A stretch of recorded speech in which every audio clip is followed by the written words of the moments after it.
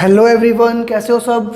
बढ़िया जी सर हम लोगों ने लास्ट लेक्चर में चैप्टर स्टार्ट किया था हमारा प्रॉफिट और loss pre and post incorporation. जो प्रॉफिट और लॉस है उसको सर हम लोग डिस्ट्रीब्यूट करने की बात कर रहे थे प्री और पोस्ट इनकॉर्पोरेशन के अंदर जी, जिसके अंदर सर हमने मीनिंग देखा था प्री इनकॉर्पोरेशन और पोस्ट इनकॉर्पोरेशन का मीनिंग क्या होता है जी। हमने देखा था सर कुछ बेसिस होते हैं जिन बेसिस पे हमें क्या करना होता है, जो एक्सपेंसेस हैं उनको डिवाइड करना होता है, और उन बेसिस को रीड करने का काम सर मैंने आपको दिया था होमवर्क के अंदर। चलो जल्दी से हम लोग देखेंगे कि वो कौन कौन से एक्सपेंसेस को किस किस बेसिस पे डिवाइड करना होता है। उम्मीद कर रहा हूँ आप लोगों ने पढ़ लिया था, अगर नहीं पढ़ा तो जल्दी से मेरे साथ रिवाइज कर लोगे। सबसे पहले सर बात करते हैं ग्रॉस प्रॉफिट और ग्रॉस लॉस की।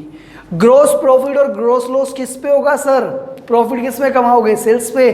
जितनी ज़्यादा सेल्स उतना ज़्यादा प्रॉफिट। तो ग्रॉस प्रॉफिट और ग्रॉस लॉस को अगर डिस्ट्रीब्यूट करने की बात आएगी सर, तो उसको डिस्ट्रीब्यूट आप किस रेशो में करोगे? फर्स्ट प्रायोरिटी रहेगी सर सेल्स रेशो। सेल्स अगर नहीं गिवन, आपको नहीं पता चल पा रही, तो सर जो गुड्स बेचते हैं सर उसकी कॉस्ट लगती है, जिसको सर हम लोग बोलते हैं कॉस्ट ऑफ गुड्स सोल्ड। अगर सर यहाँ पे भी हमारी बात नहीं बनती है, ये भी हमें नहीं पता, तो सर फिर हम लोग मान लेंगे कहाँ पे चले जाएंगे? टाइम रेशो पे चले जाएंगे। फर्स्ट प्रेफरेंस सेल्स की, सेल्स नहीं है तो कॉस्ट ऑफ सेल्स, और कॉस्ट ऑफ सेल्स भी नहीं है तो फिर टाइम रेशो।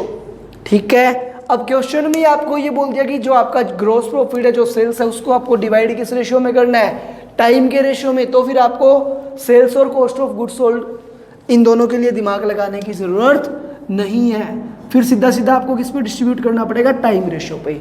मीन्स अगर क्वेश्चन में स्पेसिफिकली आपको बोल दिया कि इस पर्टिकुलर बेस पे करना है तो ठीक है, अगर नहीं बोला तो फिर जो आपके रेशोज हैं ये एप्लीकेबल होते हैं। नेक्स्ट आता है सर आपका वेरिएबल एक्सपेंसेस। जनरली जो आपके वेरिएबल एक्सपेंसेस होते हैं वो डिपेंड करते हैं सर सेल्स से, वो सेल्स से रिलेट करते हैं, इसलिए मोस्टली वेरिएबल एक्सपेंसेस जो है उनको हम लोग किसके बेसिस पे डिस्ट्रीब्यूट करते हैं सर? टर्नओवर के बेसिस पे डिस्ट्रीब्यूट करते हैं। एग्जांपल सर क्या है ऐसे एक्सपेंसेस का? तो देखो आपका carriage inward, carriage outward, selling and distribution expenses, commission on sales, advertisement, bad debts और ब्रोकरेज, सेल्स प्रमोशन, ये सारे वो खर्चे हैं सर जिन एक्सपेंसेस को हमें डिस्ट्रीब्यूट करना होता है ऑन द बेसिस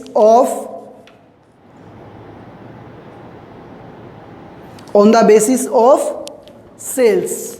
ठीक है जी sir.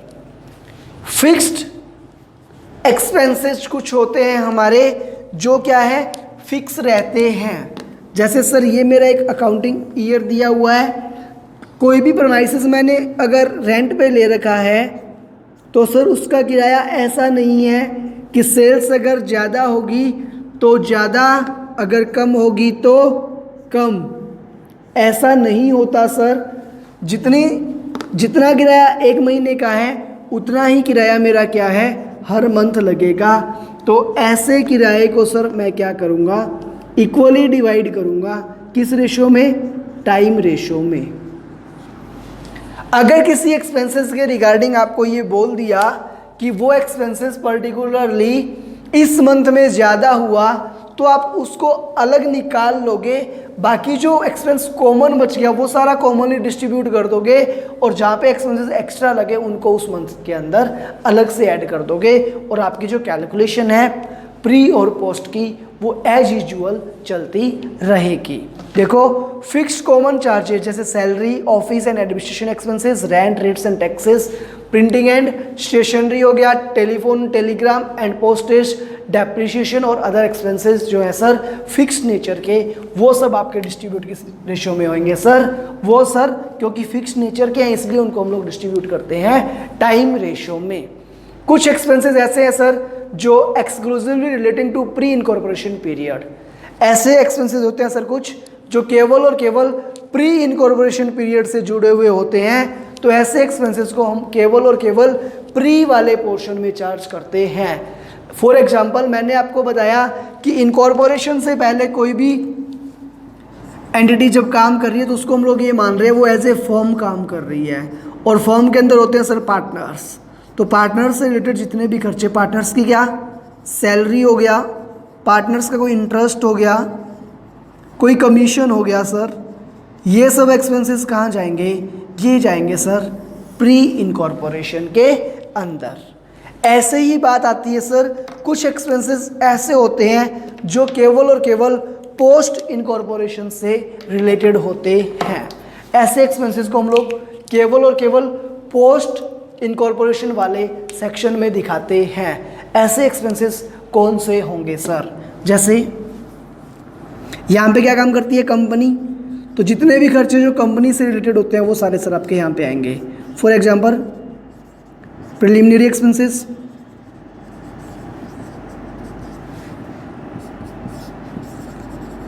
Company audit fees,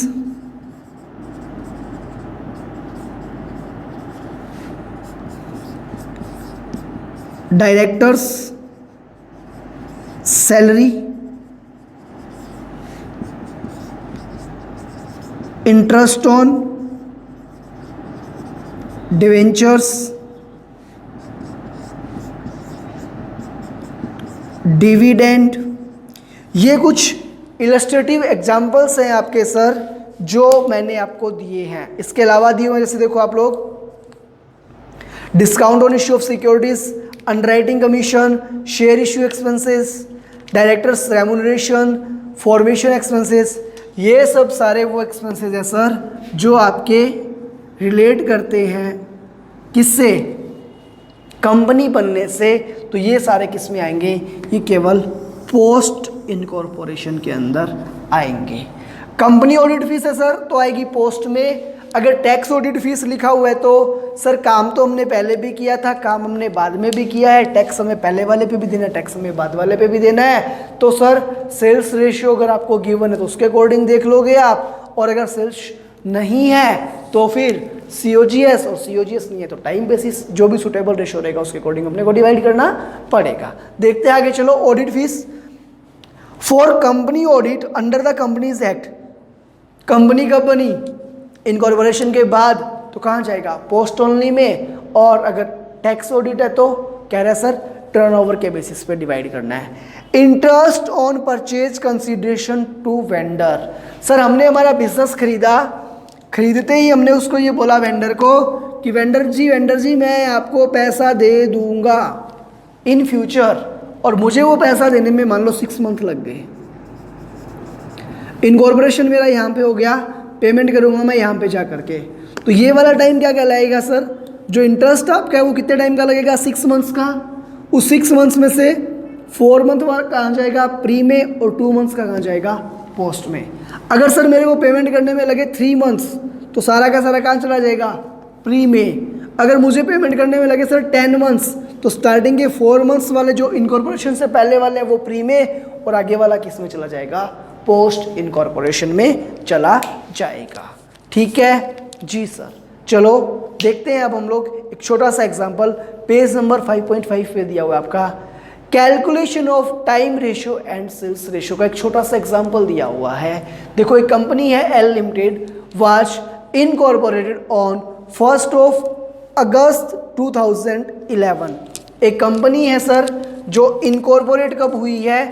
1 August 2011 को। मैं एक बार ये चीज़ अब हटा रहा हूँ, अगर किसी को नोट करनी है तो वो नोट कर सकता है।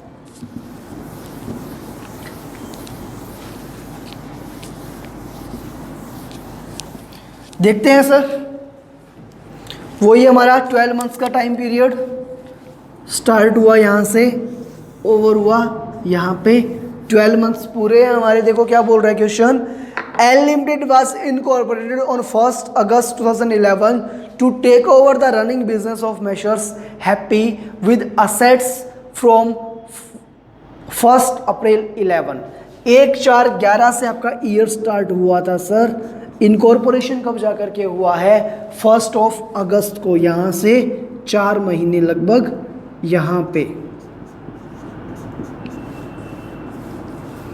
1 2 3 4 है ना, फिर 5 6 7 8 9 10 11 12, 1 2 3 4 5 6 7 8 9 10 11 12 महीने हो गए ना।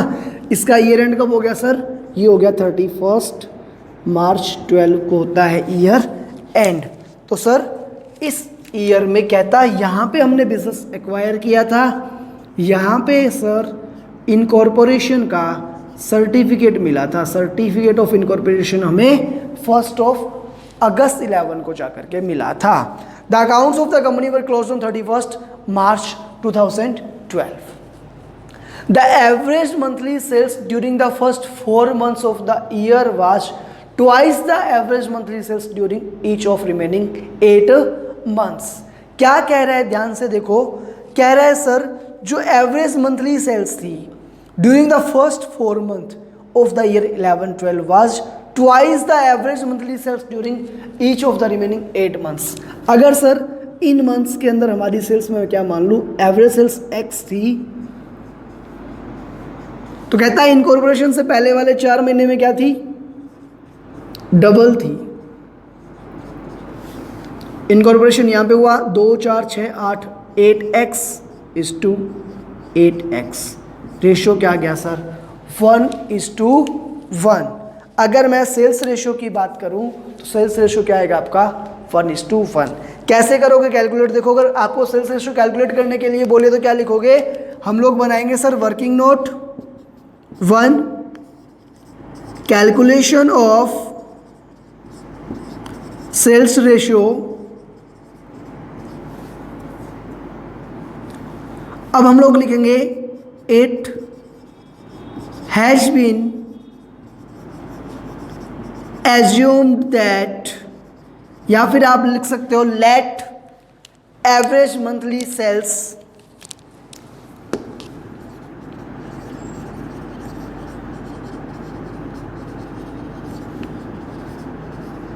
B x. हमने ये मान लिया कि जो एवरेज मंथली सेल्स है वो क्या है, एक्स है। क्वेश्चन क्या बोल रहा है sir, sales before incorporation is twice the average sales. Therefore जो स्टार्टिंग के 4 मंथ्स है, फिर आप ये लिख करके क्या करोगे, ये डायग्राम बना दोगे आप ऐसे वाला अपने वर्किंग नोट के अंदर, फिर आप दिखा दोगे कि स्टार्टिंग के 4 मंथ्स प्री इनकॉर्पोरेशन पीरियड के आपका 1 अप्रैल से 1 अगस्त। तो अप्रैल मई जून जुलाई इन 4 महीने की सेल्स कितनी आएगी, आप लिखोगे sales for pre incorporation period 2x into 4 is equals to 8x। दूसरा लिखोगे sales for post incorporation period x into 8 is equals to 8x। Therefore sales ratio is equals to 8x is to 8x। तो इससे ये cancel 1:1 cut करोगे तो क्या आएगा 1:1। Zero मत कर देना, बोले 8x गया तो 0:0 होएगा, 0 नहीं होएगा, काटोगे तो क्या आएगा, इसको कट करेंगे इसको करेंगे तो 1:1 आ जाएगा। ठीक है, आया समझ। अब इसी क्वेश्चन में कहता है calculate the time ratio and the sales ratio. Sales ratio हमने कैलकुलेट कर दिया, अब बात करते हैं सर हम लोग टाइम रेशियो की। तो दूसरा वर्किंग नोट बनेगा आपका working note 2। Pre incorporation period कितना है 4 मंथ्स, पोस्ट इनकॉर्पोरेशन पीरियड कितना है 8 months. Therefore time ratio is equals to 4:8 1:2। तो ये क्या आ जाएगा सर आपका, ये आ जाएगा आपका टाइम रेशो। एकदम इजी सा कॉन्सेप्ट है, अगर आप लोग थोड़ा सा समझने की कोशिश करोगे इजीली आपको समझ आ जाएगा। कुछ हार्ड एंड फास्ट इस कॉन्सेप्ट के अंदर नहीं है। आया समझ? जी सर। चलो अब देखते हैं आगे क्या बोला हुआ है। प्री इनकॉर्पोरेशन प्रॉफिट और पोस्ट प्री इनकॉर्पोरेशन लॉसेस दोनों में डिफरेंस क्या है? प्री इनकॉर्पोरेशन प्रॉफिट्स जो होते हैं सर हमारे, वो कैपिटल नेचर के प्रॉफिट्स होते हैं सर, जिनको हम लोग कैपिटल रिजर्व के अंदर ट्रांसफर करते हैं। और सर जो हमारे प्री इनकॉर्पोरेशन के लॉसेस होते हैं वो सर हम लोग चार्ज करते हैं against profit and loss account और goodwill. It can be used for pre incorporation profits किस किस काम में आ सकते हैं? क्या बोनस शेयर इशू करने के काम में आ सकते हैं? प्रीलिमिनरी एक्सपेंसेस को राइट ऑफ इशू करने के काम में आ सकते हैं? Return down over valued of assets, issuing of bonus shares, paying partly paid up shares, writing of goodwill. Pre incorporation losses क्या काम आएंगे? गुडविल के अंदर ऐड हो सकते हैं, या सर क्या होंगे? Setting off against post incorporation profits, addition to goodwill और राइटिंग ऑफ कैपिटल प्रॉफिट। इन सब चीज के अंदर क्या है, ये आपके यूज आ सकते हैं। मूव करते हैं सर हम लोग इलस्ट्रेशन नंबर 1 की ओर। ठीक है, चलो निकालो जल्दी से illustration number 1।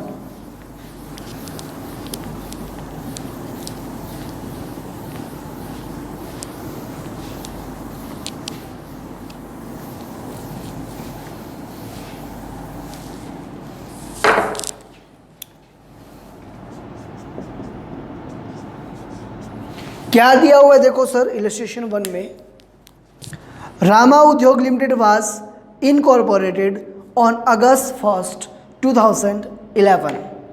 It had acquired a running business of Rama and Company with effect from April 1st, 2011. During the year 11-12, the total sales were rupees 36 lakh. Sales given है देखो आपको कितनी, 36 लाख। बिजनेस एक्वायर हमने कब किया? 1 अप्रैल 2011 को। ईयर एंड सर 12 मंथ्स का मान लेते हैं हम लोग एक बार, 31 मार्च 12। कहते बिजनेस रनिंग था, उसको एक्वायर किया 1 अप्रैल 11 को। इनकॉर्पोरेट कब हुआ सर? 1 अगस्त 11। 1 अगस्त 11। तो 4 मंथ्स आपके यहाँ रह गए, 8 मंथ्स आपके यहाँ आ गए। टोटल जो सेल्स है सर यहाँ से लेके यहाँ तक की, वो आपको गिवन है 36 lakh rupees. The sales per month in the first half year were half of what they were in the latter half year. कहते जो सर फर्स्ट हाफ ईयर है, क्या कह रहे हैं देखो, the sales per month in the first half year. तो first half year का होगा सर, यहाँ तो 4 मंथ्स हुए, यहाँ पे जाके कहीं ना कहीं सर आपके ये 6 मंथ्स पूरे हो रहे हैं। तो कह रहे हैं जो फर्स्ट हाफ ईयर की सेल्स है उसको आपको रिलेट करना है लेटर हाफ ईयर की सेल्स से। क्या कह रहे हैं देखो, कह रहे हैं sir the sales per month in the first half year were half of what they were in the latter half year. Sir अगर यहाँ पे सेल्स आपकी x हुई पर मंथ, कितने मंथ्स हो गए सर यहाँ से लेके यहाँ तक? 1 2 3 4 5 और 6 मंथ। अगर सर यहाँ से यहाँ तक की सेल्स 6x है तो कहता यहाँ तक की भी कितनी है सर? 6x है। देखो एक बार मैं इस पूरे को क्वेश्चन को आपको पूरे 12 मंथ्स में ब्रेक करके समझा रहा हूं। प्री इनकॉर्पोरेशन के कितने मंथ्स है सर? 4। तो ये क्या कह रहा है देखो, कह रहा है यहां पे अगर बाद वाले 6 महीने सेल्स कितनी है सर आपकी? x है, तो पहले वाले 4 महीने कितनी है, 6 महीने कितनी है 0.5x।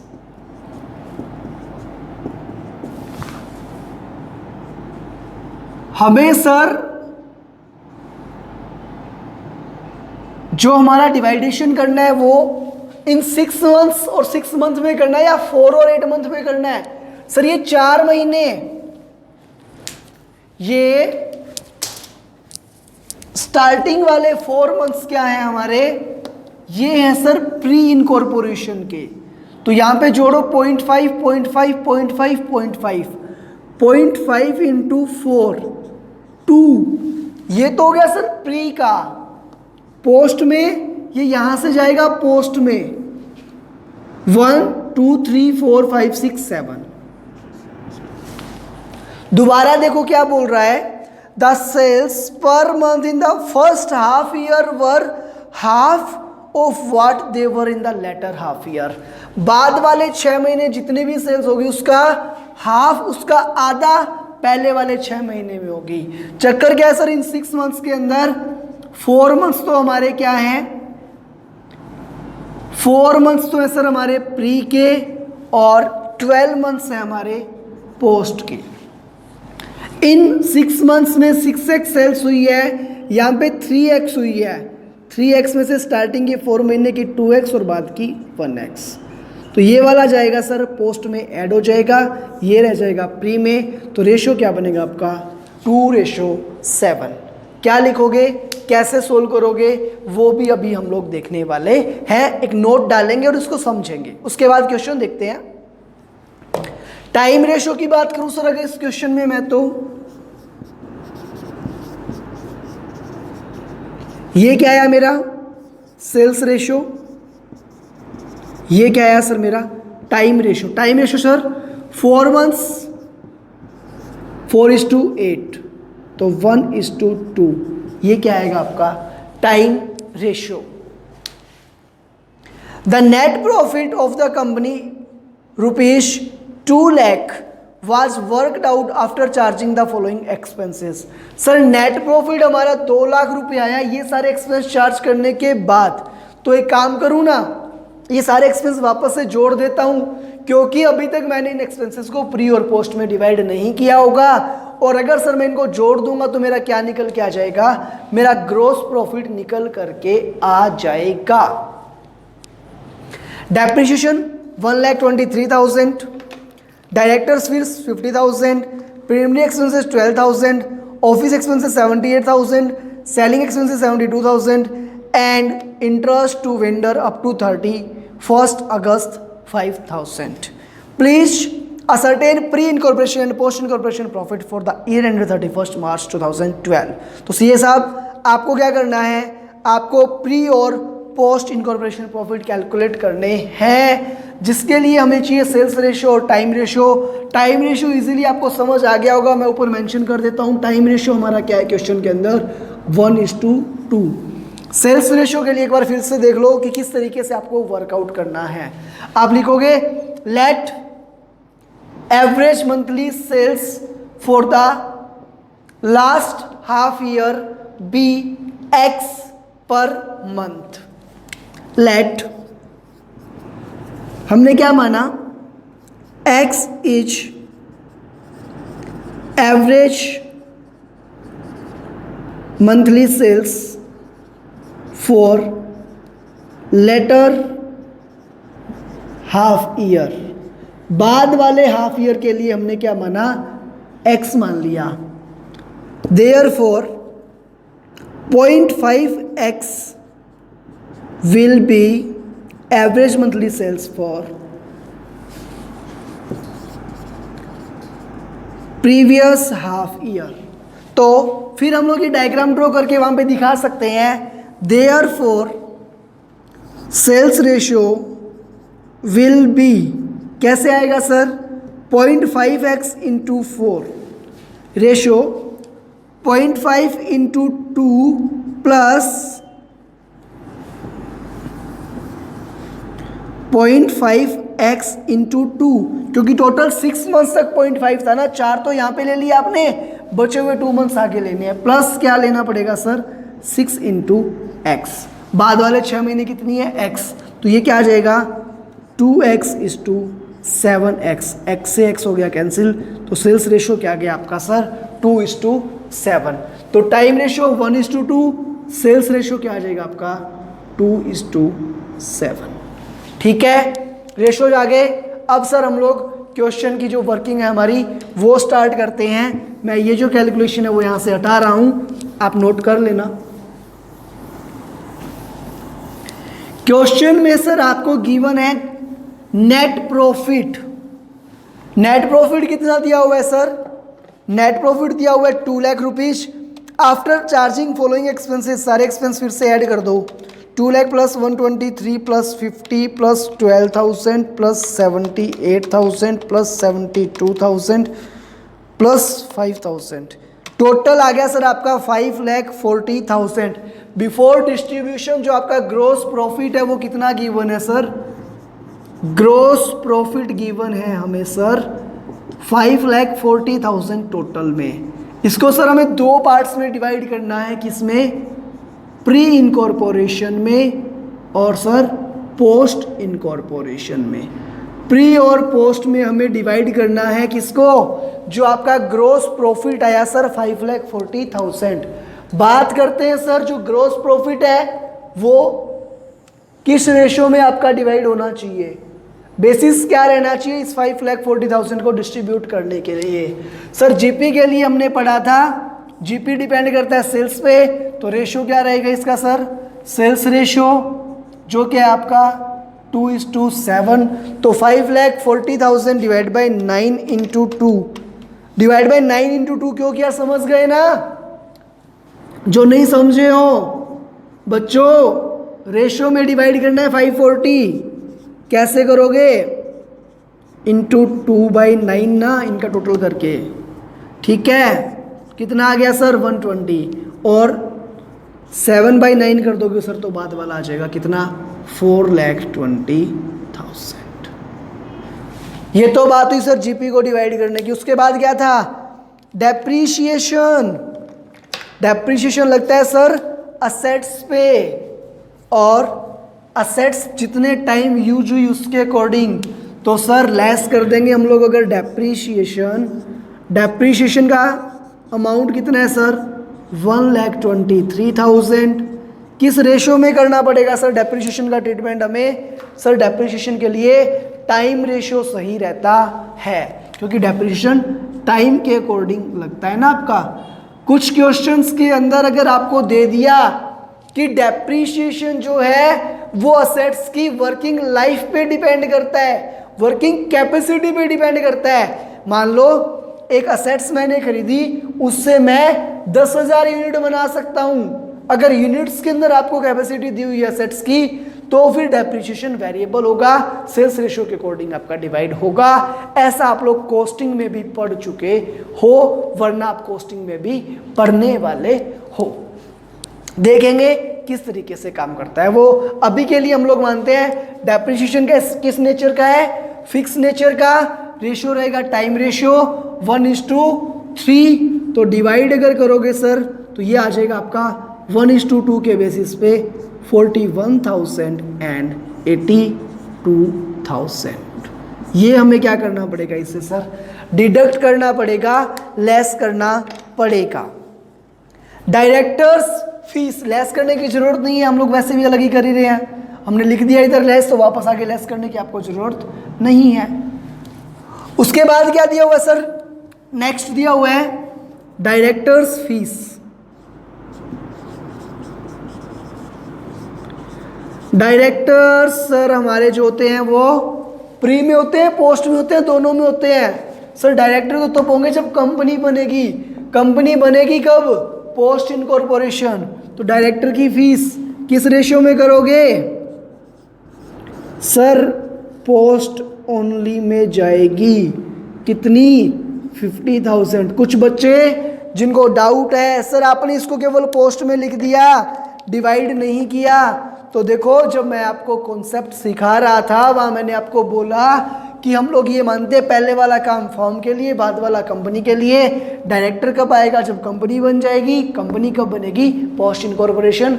इसलिए डायरेक्टर से रिलेटेड जो आपके खर्चे हैं वो कहाँ जाएंगे sir? Post only. Preliminary expenses, next क्या आपका? प्रीलिमिनरी एक्सपेंसेस कब किए होंगे सर? कंपनी के इनकॉर्पोरेशन के लिए सारे खर्चे किए होंगे सर। तो ये सारे कहाँ जाने वाले हैं सर? आपने बताया था प्रीलिमिनरी एक्सपेंसेस हमेशा पोस्ट वाले से लिंक करते हैं। उसके बाद sir office expenses 78,000।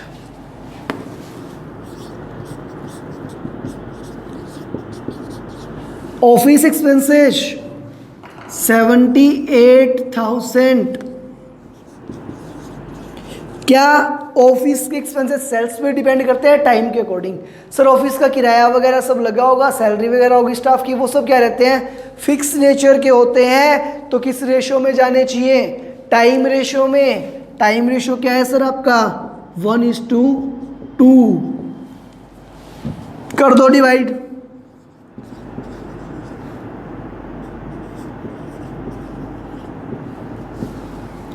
Office expenses के बाद आते हैं सर आपके सेलिंग एक्सपेंसेस 72,000। क्या चीज? Selling expenses 72,000। Sir selling expenses sales से रिलेट करते हैं नहीं करते? करते हैं सर। तो किस रेशो में जाएंगे? 2:7 में। कितने हैं सर? 72,000 डिवाइड बाई 9 × 2, ये हुए आपके सर 16,000 और 56,000।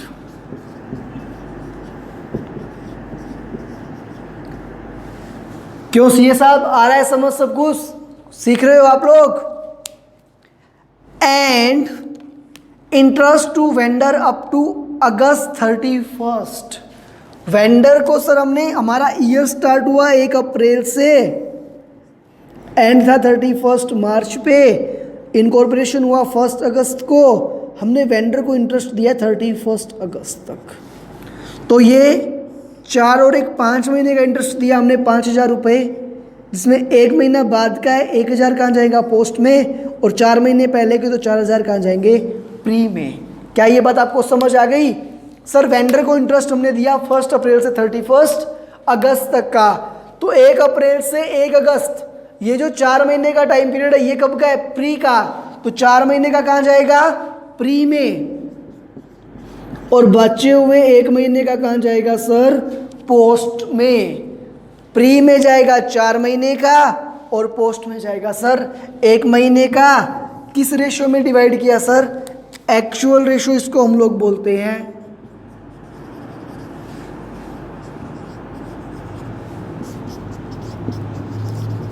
Interest paid to vendor. हो गया कंप्लीट? हाँ जी सर। चलो निकाल दो, कैलकुलेट कर दो ग्रॉस प्रॉफिट कितना आएगा सर। देखो फर्स्ट वाले में था हमारा 1,20,000, जिसमें से लेस करना है सर 41,000, 26,000, 16 और 4 20,000। ये बच गया सर आपका 33,000। पोस्ट वाले में क्या कह रहे हैं सर? 4,20,000 आपका प्रॉफिट है, जिसमें से लेस क्या करना है? 82,000, 50,000, 12,000, 52, 56 और 1।